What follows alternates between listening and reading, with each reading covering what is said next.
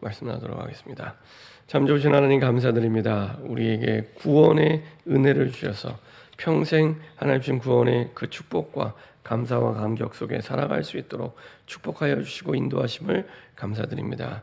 하나님 주신 그 복음의 은혜가 우리에게 머무는 것이 아니라 우리에 가는 모든 현장, 모든 영혼, 모든 잃어버린 복음과 구원을 잃어버린 현장과 영혼 속에 그 빈 곳 빈자리에 아버지 하나님 선포될 수 있도록 하나님 축복하시고 역사하여 주옵소서. 죽었다가 부활하사 우리를 살리신, 죽음에서 우리를 살리신 그 구원의 은혜와 그 구원의 복음이 가는 모든 곳마다 선포되어 살리는 그 축복의 증인으로, 살리는 사람으로 하나님 설 수 있도록 축복하여 주옵소서. 감사드리며 주 예수 그리스도의 이름으로 기도합니다. 아멘. 우리 좌우에 계신 분과 인사하겠습니다. 예수님은 그리스도십니다. 우리 한 번 더 인사드리겠습니다. 다른 복음은 없습니다. 우리 한 번 더 인사드리겠습니다. 평생 구원의 감격으로 살아가면 됩니다. 네, 그 간단한 내용이지만 우리가 어떻게 살아야 될지, 무엇을 위해 살아야 될지에 대해서 사실은 가장 이렇게 엑기스처럼 집약해서 들은 말입니다. 우리가 지난번에 갈라디아서의 말씀을 나눌 때 갈라디아서 말씀을 보면서 참 많은 은혜를 받았는데 한 가지만 기억하시면 됩니다. 다른 복음은 없다. 이게 갈라디아서의 핵심입니다. 다른 복음은 없다. 갈라디아서 3장 7절에 다른 복음 없다. 천사라도 우리가 전한 이 복음 위에 다른 거 말하면 저주를 받을 거라고 아주 강하게 얘기하죠. 그러니까 다른 복음 없다. 그 다른 복음이 뭡니까? 다른 복음. 쉽게 얘기하면 그런 건 됩니다. 이렇게 하면 행복해. 저렇게 하면 행복해. 라고 할 때 그게 그리스도가 아니면 다 다른 복음입니다. 사람들이 얘기할 때 야 이렇게 해봐. 이렇게 하면 행복해. 혹시 문제 있어? 이렇게 하면 해결할 수 있어. 라고 할 때 그리스도가 아니면 다른 복음입니다. 섞인 복음이고요. 사실은 틀린 복음입니다. 그래서 바울은 갈라디아서를 통해서 아주 정확하고 분명하고 단호하게 왜냐하면 생명이 걸려있는 문제이기 때문에 아주 단호하게 얘기합니다. 다른 복음 없다. 천사라 할지라도 와서 다른 복음을 얘기하면 저주를 받을 거다. 이렇게 얘기합니다. 저는요 갈라디아서를 새롭게 보게 되고 새롭게 은혜 받게 되고 야 진짜 로마서의 그 작은 로마서라는 그 별명에 걸맞는 진짜 아주 선명하게 그리고 아주 분명하게 얘기하는구나. 그래서요 항상 기억하고 꼭 기억하고 혹시 문제나 고민이 있으면은요 항상 답을 가지고 있어야 됩니다. 다른 복음 없다. 그렇죠? 그래서 오직 의인은 믿음으로만 그렇죠? 의롭게 될 수 있다. 그렇죠? 이것을 계속 갈라디아서 얘기하고요. 로마서에도 계속 그렇게 얘기합니다. 그래서 오직 복음을 믿는 믿음으로만 의롭게 우리말로 쉽게 얘기하면은 올바른 게 뭐냐? 올바른 거. 바르게 사는 거. 이렇게 사는 게 바르게 사는 거야. 라고 했을 때 세상이 말하는 도덕 윤리와는 조금 거리가 있습니다. 그러니까 그걸 무시하는 게 아니라 그거는 우리의 목표가 아닙니다. 그건 따라오는 거지. 하나님이 주시는 복음을 믿는 믿음으로만 의롭게 가장 바르게 될 수 있다는 겁니다. 그러면요. 의라는 기준이 바르다는 기준이 좀 달라지기 시작합니다. 심지어는 사람을 죽인 살인자라 할지라도 죽임을 당한 사람만 억울하고 불쌍한 게 아니라 저 죽인 사람도 불쌍한 인생이구나. 이렇게 다르게 생각하게 됩니다. 에브리바디 다 사단에게 속은 거예요. 양쪽 다 사단에게 속은 겁니다. 그렇죠? 그게 하나님이 원하시는 의입니다. 하나님이 바라보지 죽은 사람이나 다 하나님 볼 때는 안타까운 거예요. 그렇죠? 다 사단에게 속아서 그렇죠? 다 사실은 저주와 재앙 가운데 불행의 길로 가게 되는 겁니다. 양쪽 다. 그렇죠? 양쪽 다. 왜냐? 양쪽 다 하나님의 자녀이기 때문에 하나님의 자녀. 살려야 될 자녀이기 때문에. 그 입장으로 보면 쉽게 이해가 됩니다. 그 입장으로 보면은. 그렇죠? 그래서 다른 복음 없다. 다른 복음 없다. 이건요, 매일 기억하고 특히 문제가 오면 기억하고 평생 기억해야 됩니다. 다른 복음 없다. 다른 복음 없다. 오직 복음을 믿는 믿음으로만 의롭게 된다. 그럼 죽일 놈이라 할지라도 세상이 말하는 도덕교육과는 다른 판단을 하게 됩니다.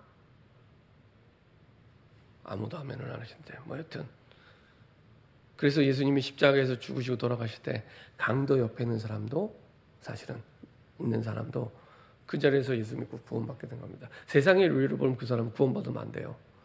평생을 도둑질하고 강도짓하며 살았는데 남을 괴롭히면서. 근데 그 사람도 예수 믿고 구원받게 되죠. 그러니까 우리가 생각하는 도덕 윤리와는 차원이 다른, 사실은 차원이 다른 사실은 의를 말씀하고 있습니다. 이거는 복음을 이해하지 않으면, 다른 복음이 없다는 복음을 이해하지 않으면 이해가 안 되는, 그래도 그렇지 인지상정인데 라고 생각할 수 있거든요. 근데 그거는 이제 인지상정이고 하나님이 보시는 기준은 좀 다른 기준입니다. 좀 다른 기준입니다. 많은 크리스찬들이 다른 복음이 없다고 생각을 안 하고, 그리고 그게 그러다 보니 사실은 하나님의 기준, 하나님의 판단보다는 사람의 생각과 사람의 기준으로 판단하고 생각을 해요. 그렇죠? 그러면은 뭐가 문제냐? 하나님의 구원 계획과 안 맞는 겁니다. 하나님의 구원 계획과.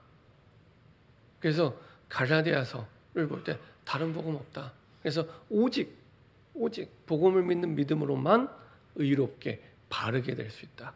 내가 아는 사람이 너무 틀리게 사는 사람 있다 할지라도 그 사람을 바르게 하는 것은 복음을 믿는 믿음입니다.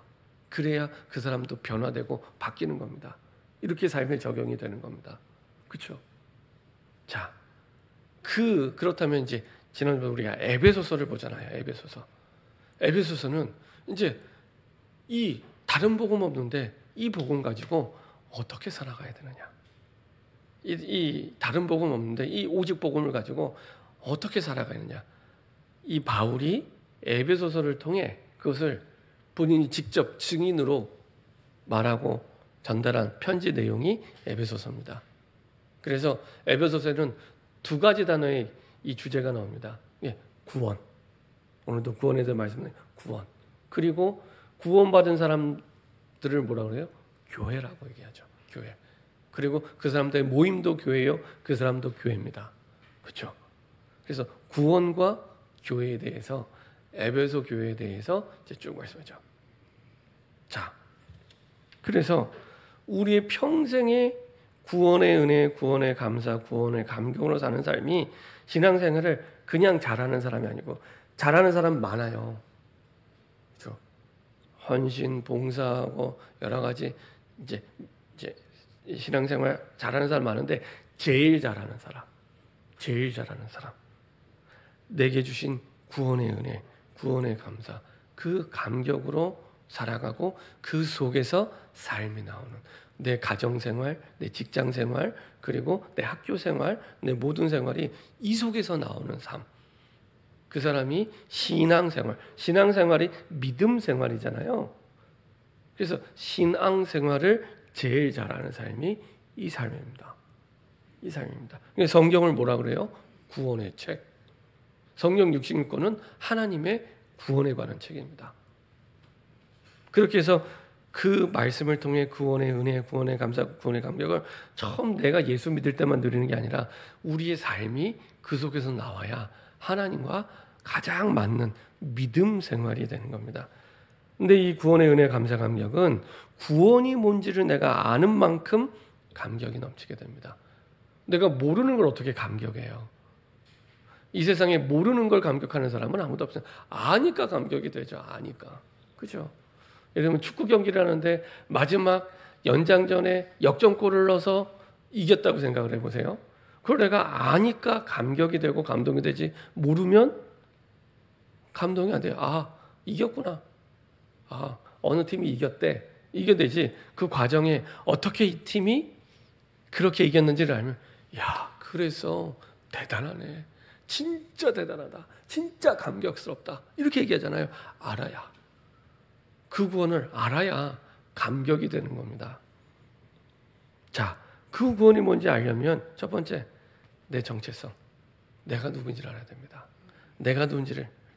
내가 하나님의 구원이 아니면 멸망받을 수밖에 없는 인간이었구나, 사람이었구나.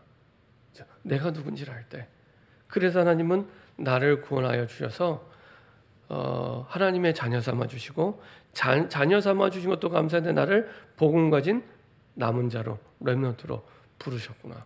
그리고 이 복음의 빛을 비출 파수꾼으로 부르셨구나. 이게 우리의 정체성입니다. 여기에 대한 확신, 언약적인 확신은 언약에 근거할 때 확신이 생깁니다. 그냥 믿습니다 해서 믿어지는 게 아니고요.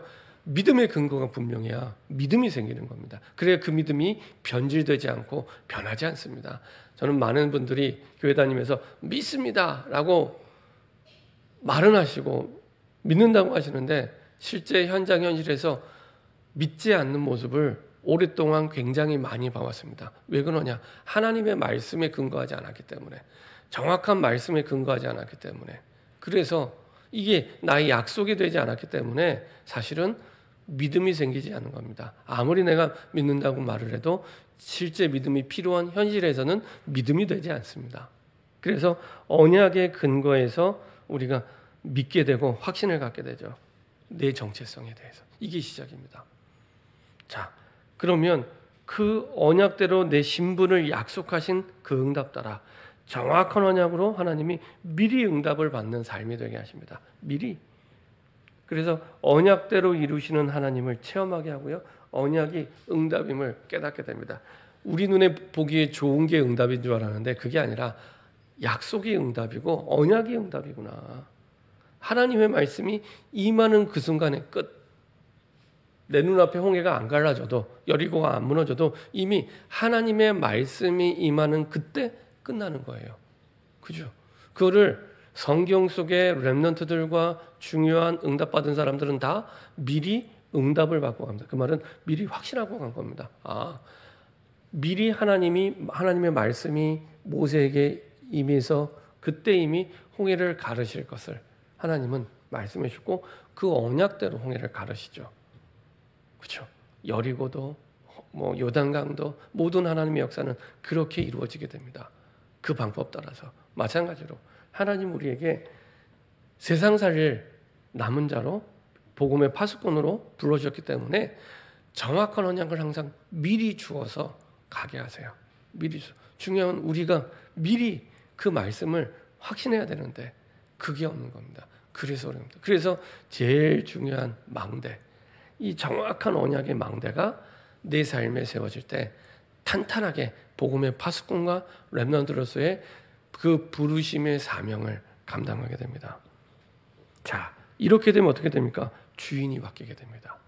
내 인생이 주인이 바뀌게 됩니다. 많은 사람들이 신앙생활, 믿음생활 한다고 하면서 주인이 안 바뀌어요.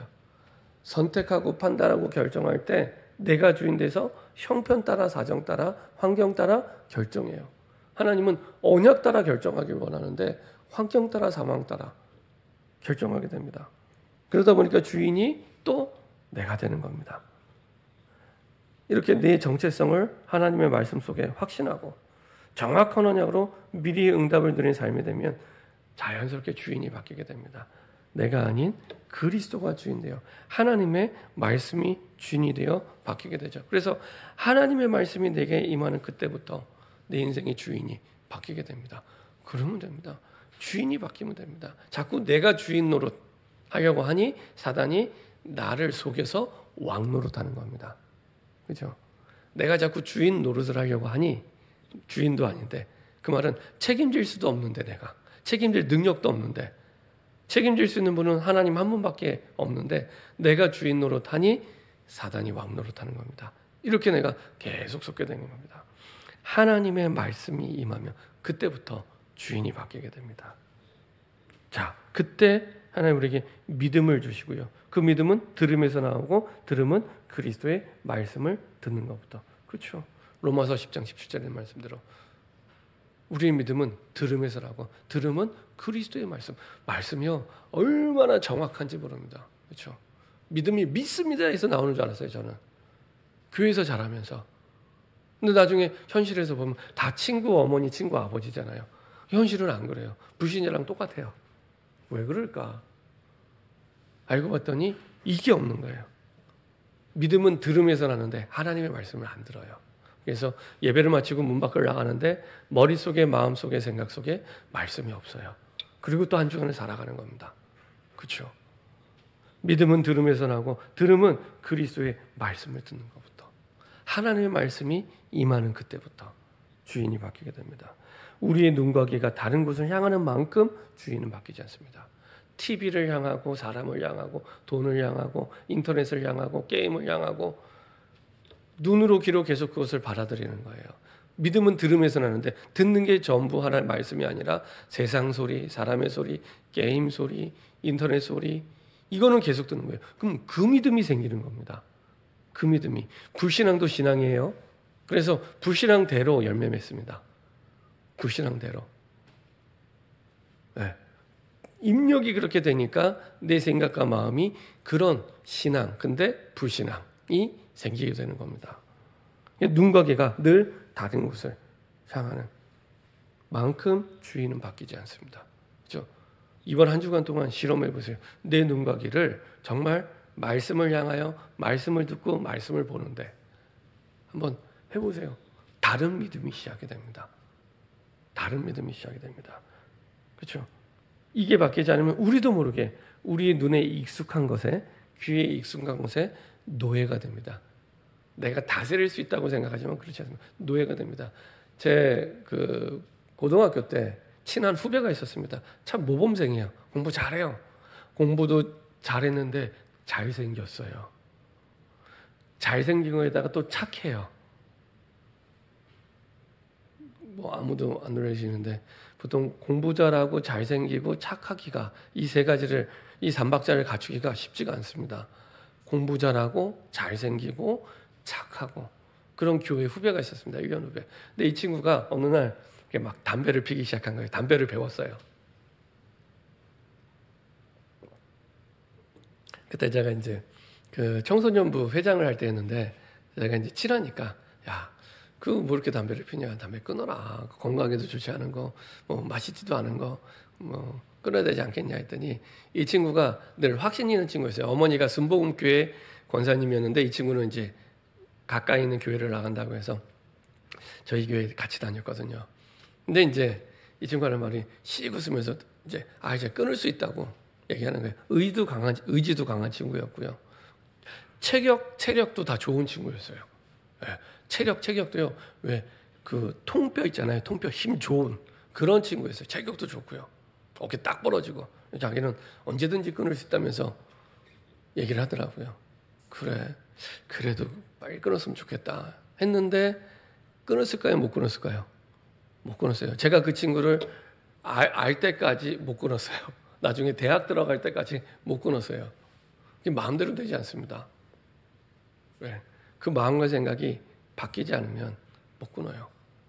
계속 그 속에서 그게 생각난대요. 계속 밥 먹으면 생각나고 뭐 스트레스 받으면 생각나고 주님이 생각나는 게 아니고 그렇죠. 그러면 이제 계속 그게 이제 길들여지게 되고 나중에는 거기에 잡히게 됩니다. 나머지도 똑같습니다. 내가 쉽게 보고 쉽게 듣는 것, 내가 쉽게 끊을 수 있다고 생각합니다. 아닙니다.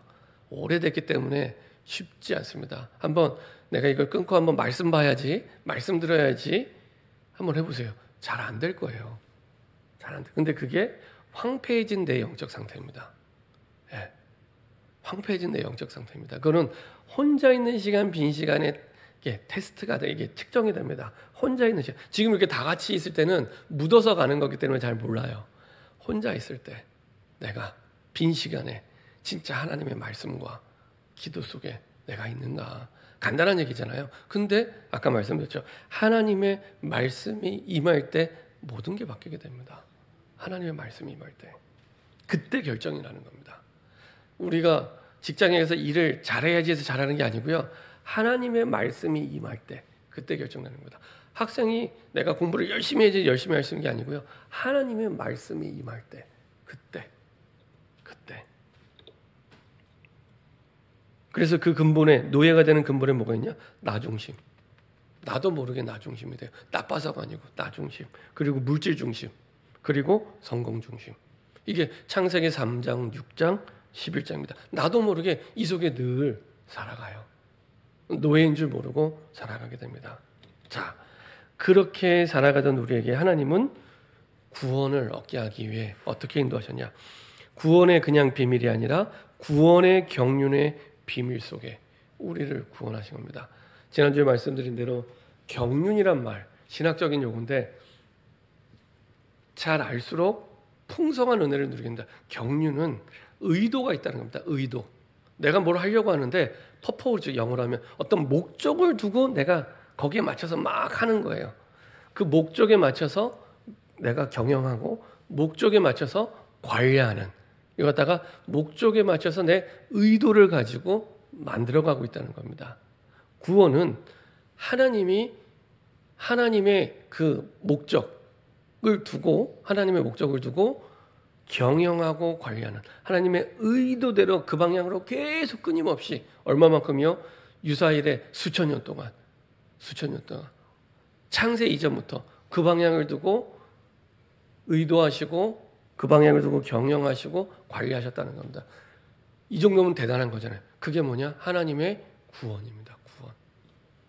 우리를 구원하기 위해 모든 것들을, 우주 만물을 거기에 맞춰서 경영하시고 관리하시고 그 하나님의 목적대로 지금까지 이끌어 오셨다는 겁니다. 그 모든 것들에 운행하는 경영과 관리의 목적이 뭐냐? 구원. 그렇죠? 그래서 지난주에 말씀드린 대로 내가 매일 평생 하나님의 구원의 은혜와 감사와 감격으로 살아가는 게 신앙생활을 제일 잘하는 겁니다. 내가 모든 삶 속에, 내 모든 문제 속에, 환경 속에 하나님의 구원과 결부돼서, 하나님의 구원 계획과 결부돼서 살아갈 때 제일 잘하는 겁니다. 그냥 잘하는 게 아니라 제일 잘하는. 어떤 분은 제가 이렇게 포럼하는데 그런 말씀을 해요. 아, 구원생활 잘하는 게 구원의 감사 감격 은혜구나. 아니요. 제일 잘하는 거. 제일 잘하는 거. 그냥 잘하는 거 아니고요. 제일 잘하는 거. 이게 하나님이 구원을 두고 온 우주 만물을 경영하고 관리하시고 의도대로 이끄신 게 구원이기 때문에 내가 구원받을 때 그렇게 구원받았고요.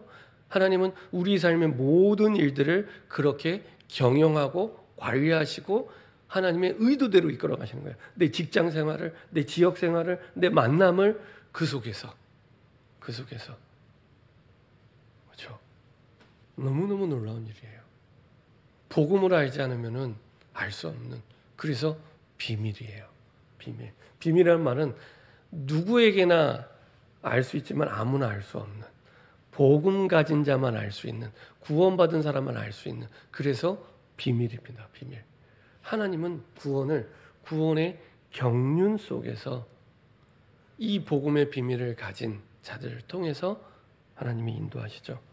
그래서 이것은 주님의 일입니다. 오늘 보았던 에베소 3장 1절에 이러므로 그리스도 예수의 일로 너희 이방인을 위하여 갇힌 자 된 나 바울이 말하거냐. 그리스도 예수의 일, 그게요, 그 주님의 일, 그게 하나님의 구원의 길을 전달하는 구원의 일. 그래서 주님께서 우리의 구원의 길이 되주셨죠. 이게 주님의 일입니다. 이것을 이 일 때문에 내가 고난을 받고 갇힌 자 됐다는 거죠. 지금 바울이 에베소교에 편지를 보내는 장소가 어디냐? 감옥입니다. 감옥. 보통 에베소서, 빌립보서, 골로새서, 빌레몬서 4개를 옥중서신이라고 얘기합니다. 옥중서신. 감옥 안에서 감옥 밖에 있는 사람들에게 보낸 편지. 거꾸로 되지 않았나요? 감옥 밖에 있는 사람이 감옥 안에 있는 사람을 위로해야 되는데 감옥 안에 있는 사람이 감옥 밖에 있는 사람을 위로하고 답을 주는 편지를 씁니다. 그게 에베소서, 빌립보서, 골로새서, 빌레몬서. 에베소서 역시 마찬가지로 감옥 안에 있는 바울이 억울하게 감옥에 갇혔잖아요. 나 억울하다고, 나 좀 꺼내달라고 이렇게 얘기하는 게 아니잖아요. 그렇죠? 감옥 밖에 있는 에베소 교회에게 구원이 뭔지, 그리고 구원받은 자, 교회, 그 사람들의 모임, 교회가 어떻게 신앙생활을 해야 되는지 그것을 쭉 얘기하는 겁니다. 그 구원의 길에 대해서 에베소 3장 3절 곧 계시로 내게 비밀을 알게 하신 것은 내가 먼저 간단히 기록한 것 같더니 이 비밀이라는 단어가요. 헬라어 단어가 미스테리온이라는 단어입니다. 미스테리온. 이것은 인간의 지식으로는 깨달을 수 없으나 하나님의 계시로만 밝히 알 수 있는 진리라는 뜻입니다.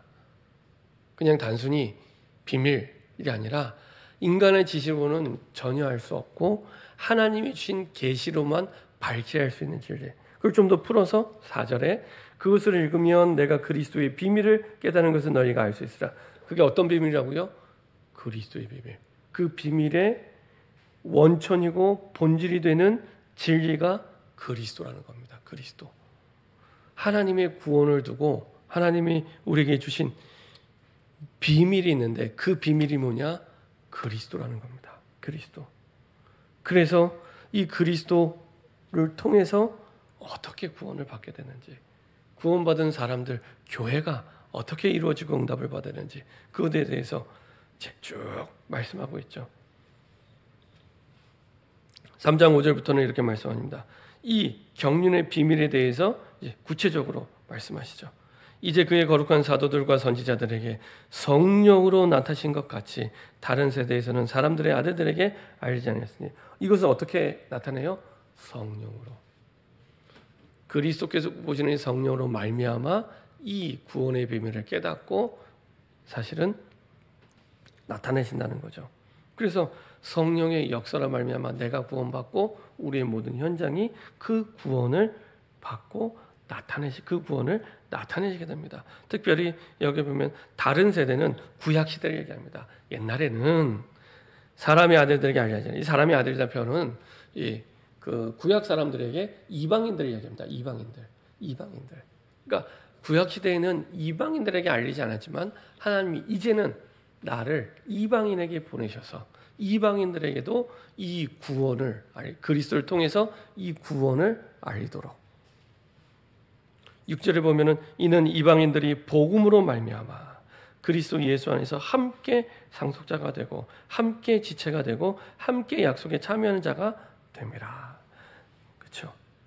이제는 이방인들도 그리스도와 함께 상속자요, 지체요, 약속에 참여한 자, 한 몸, 교회가 됐다는 것을 말해주고 있습니다. 그렇죠? 유대인들은 이렇게 생각하지 않아요. 지난번에 말씀드린 대로 유대인들은 이방인은 짐승 비슷한 사람이고 우리는 선택받은 선민이고 이렇게 생각하거든요. 그거 아니라는 얘기입니다. 누구나 이방인들도 유대인들도 구원받은 하나님의 백성으로 함께 그 언약대로 그 축복을 누릴 상속자 그리고 그 언약대로 하나님의 구원을 누릴 동역자요 또 지체라는 겁니다. 가족이라는 겁니다. 그게 교회라는 겁니다. 그렇죠? 그래서 교회는 구원받은 자 백성의 모임, 구원받은 자를 얘기하기도 하고 구원받은 자의 백성의 모임 이거를 교회라고 얘기하는 겁니다. 다르죠. 그 부분에 대해서 이제 교회에 대해서 얘기하는 거죠. 그리고 13절에 그러므로 너희에게 구하노니 너희를 위한 나의 여러 환난에 대하여 낙심하지 말라. 이는 너희의 영광이니라.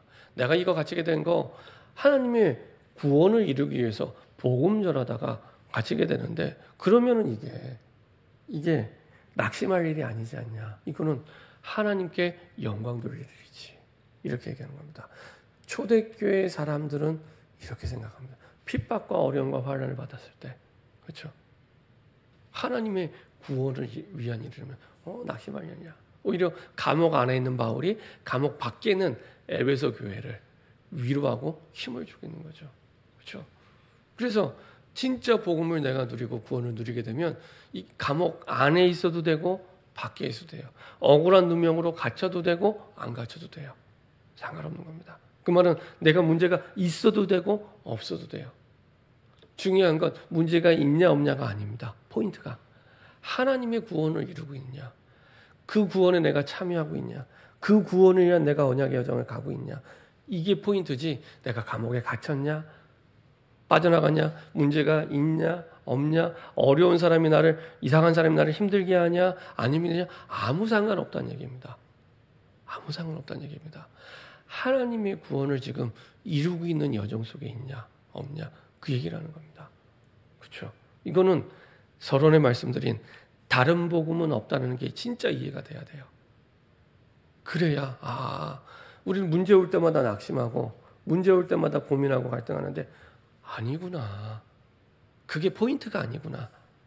하나님은 하나님의 구원의 경륜 속에 모든 걸 하고 계시는 분이 맞다면 지금 내가 감옥에 갇힌 것도 그 구원의 경륜 안에 지금 하나님의 구원 계획을 이루는 여정이란 얘기입니다. 다른 얘기가 되죠. 그렇죠? 자, 그리고 우리가 읽지 않았지만 그 뒤에 이렇게 구원을 주신 그리스도의 사랑을 정말로 너희가 알기를 원한다. 그래야 합니다. 14절에 이러므로 내가 하늘과 땅에 있는 각 족속에게 이 이름을 주었고 역시 모든 사람이 구원을 받아야겠다는 그리고 구원 계획이 있다는 거죠. 16절에 그의 영광의 풍성함을 따라 그의 성령으로 말미암아 너희 속사람을 능력으로 강건하게 하시오며 그래서 이 구원의 비밀을 알고 이 구원의 축복을 누리게 될 때 우리의 속사람이 이 성령의 능력으로 강건하게 되고요. 그리고 18절, 21절 능히 모든 성도와 함께 지식에 넘치는 무엇을 알아요? 그리스도의 사랑을 알고 그렇죠? 그리스도의 사랑을 알고 우리의 모든 것들이 사실은 그 사랑 안에서 이 구원을 이루게 되는 거죠. 우리 가운데서 역사하시는 능력대로 우리가 구하거나 생각하는 모든 것에 더 넘치도록 능히 하실 이에게 하나님의 구원 계획을 두고 우리가 인도받을 때 하나님이 이렇게 역사하신다는 겁니다. 우리가 생각하는 것 이상으로.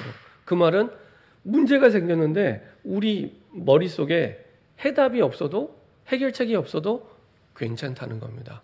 왜냐? 우리에게 역사하시는 하나님 어떻게 역사해요? 우리가 구하거나 생각하는 모든 것에 더 넘치도록 능히 하실 분이기 때문에. 그렇죠? 그렇기 때문에 우리 생각 속에 지금 문제에 대한 답이 없어도 괜찮다는 겁니다. 교회 안에서와 그리스도 예수 안에서 영광이 대대로 영원무궁하기를 원하노라. 다시 교회를 말씀하고요. 그리스도를 말씀합니다. 교회 안에서와 그리스도 예수 안에서 하나님은 이 축복과 응답을 누리게 합니다. 그래서 교회는 세상을 살리는 구원의 플랫폼입니다. 그리고 주님 오시는 그날까지 전 세계를 살리는 구원의 플랫폼이 교회입니다.